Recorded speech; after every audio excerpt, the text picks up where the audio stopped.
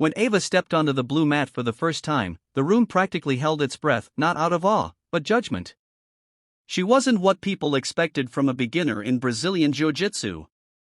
Thin arms, quiet voice, and the type of person who avoided eye contact when spoken to. At 23, she looked more like a yoga student than someone interested in combat sports.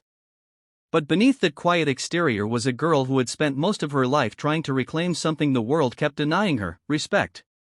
Ava grew up in a small town with 3 older brothers and a father who had once been a local wrestling champion. But instead of teaching her how to fight, he taught her how to stay invisible. He believed girls belonged in the kitchen, not on the mat. So Ava stayed silent, watched, learned, absorbed. Every move her brothers practiced on each other, every counter her dad used to demonstrate, she memorized. But she was never allowed to try. Not until she moved out and found a small jiu-jitsu academy in the city.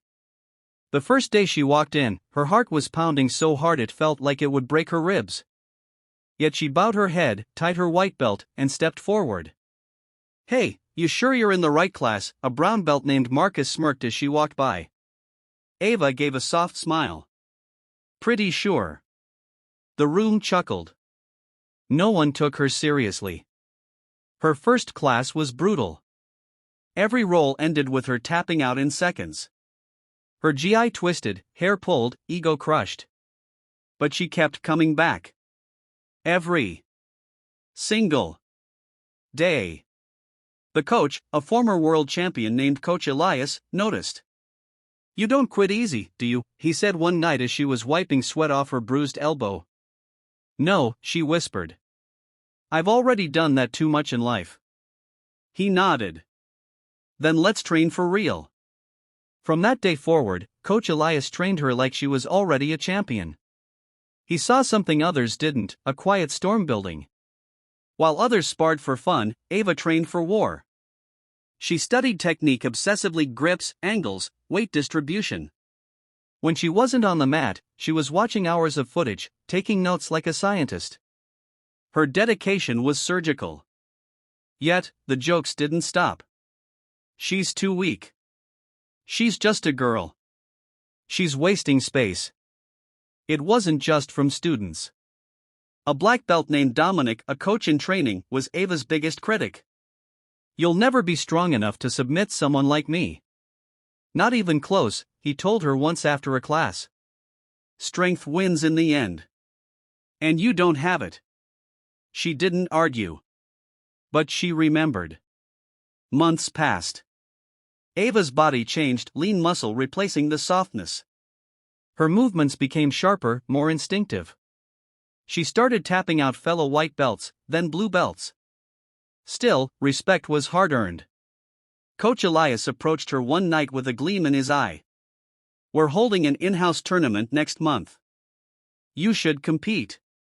Ava blinked. "Against who?" "Everyone. All belts." She hesitated. "Even black belts?" He smirked. "Especially black belts." She looked down. "Do you think I'm ready?" He stepped closer. "They've been underestimating you for months. Let's make that their biggest mistake." The tournament was packed. A mix of students, families, and locals filled the small gym. Ava's name was announced for her first match, a purple belt twice her size. She won on points. Second match, a brown belt who had called her fragile during warm-ups. She won with a triangle choke. Then came the final. Dominic. The same black belt who had mocked her countless times. The same man who said she'd never be strong enough. He grinned as he stepped on the mat, towering over her.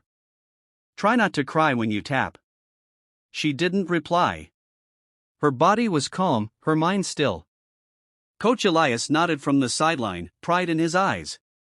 The match began. Dominic lunged aggressively, trying to overpower her with his usual tactics. But Ava wasn't playing defense. She ducked under his grip, slipped behind, pulled guard, and within 14 seconds, she locked him in a perfect armbar. The crowd gasped. Dominic's hand slapped the mat. Tap. Tap. Tap. Silence. Even the ref hesitated. She did it, someone whispered. Coach Elias beamed. Dominic stood, red-faced, and walked off the mat without a word. Ava stood up slowly, bowed respectfully, then turned to the crowd. For the first time, the applause wasn't polite, it was real, raw respect. After that day, everything changed. The students who once mocked her now came to her for help. Coach Elias offered her a part-time coaching position for younger students. People started calling her the Phantom, for the quiet way she dismantled her opponents. But Ava never forgot what it took to get there, the bruises, the isolation, the doubt, and the fire she had to light within herself when no one else believed in her. And maybe that's what made her powerful. Not strength alone, but resilience. Grit. The refusal to quit, even when the world said she should. So to you, watching this story. If someone's ever called you too weak, too small, too slow, or too broken, remember Ava.